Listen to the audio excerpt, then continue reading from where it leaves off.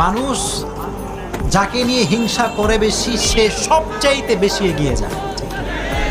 For example, একটু খেয়াল করেন, খুব মনোযোগ দিয়ে কথাগুলো শুনবেন।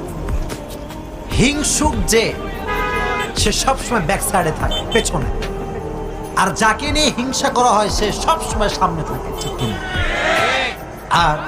আর একটা কথা বাংলাদেশের চির সত্য কথা, যে কোনো মানুষ যদি 10 বছরে সেলিব্রিটি হওয়ার কথা তার, যে সে 10 বছর পরে সেলিব্রিটি হবে, কিন্তু মানুষ হিংসা করতে করতে 10 বছর না 1 বছরেই গোটা বাংলাদেশ ব্যাপী তাকে সেলিব্রিটি বানিয়ে দেয়, ঠিক কিনা?